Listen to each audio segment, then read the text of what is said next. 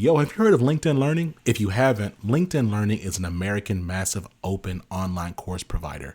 It provides video courses taught by industry experts in a variety of subjects. Now, why am I sharing this?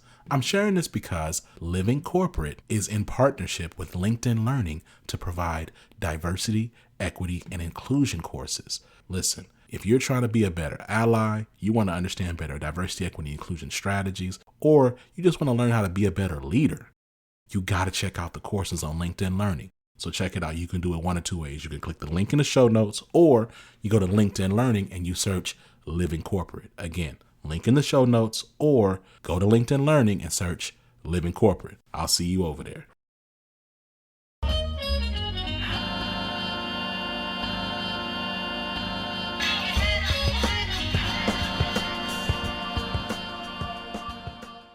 What's going on, Living Corporate? It's Tristan, and I want to thank you for tapping back in with me as I provide some tips and advice for professionals. Today, let's talk about a couple of tips that can help you with public speaking and presenting.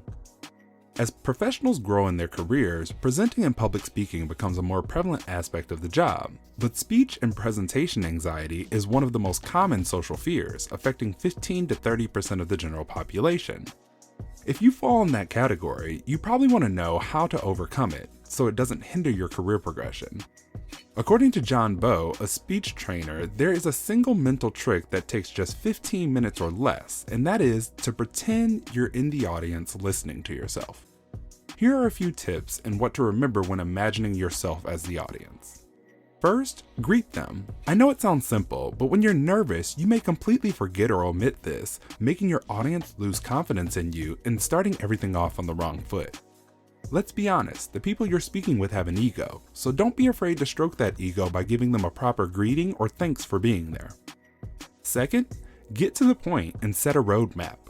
No one likes a presenter who talks about how nervous they are, or drums up small talk, or tells some unrelated story when they first get on stage. People have relatively short attention spans, so skip all that and then help them concentrate by introducing them to your topic, telling them why it's important to them, and providing a roadmap on how you will spend your time. Doing this sets expectations and helps people relax and enjoy the ride. Third, make sure you can be seen and heard in every sense. We've all been to presentations, meetings, or speeches where you can barely see or hear the presenter or read the slides because the text is too small. Don't make your attendees put in more work to understand your ideas. Use good lighting and a decent microphone. Speak slowly, enunciate, and use short words, sentences, and paragraphs. Also, try to get rid of filler words such as and like. Fourth, share your thoughts or feelings. It's the worst when someone just presents data and reads directly off the slides. Your job is not just to read off the slides, but to add human context and connect people to what you're speaking about. The information doesn't speak for itself. Audiences want to know at least a small bit about what you're thinking and feeling about the content. Lastly, make sure to end your speech with an ending. It sounds just as simple as the first tip, but it's important. Have you ever been to a speech where someone ended with, "Yeah, so I guess, that's it. Does anyone have any questions?" That doesn't come off as authoritative. Take a moment in advance to write out a conclusion that reminds the audience what the speech was about and has a call to action, then work on memorizing it. Remember, this is your last impression. Give them something to remember. This tip was adapted from an article on CNBC titled "Bad at Public Speaking? Use this mental trick that takes just 15 minutes, says speech expert," by John Bowe.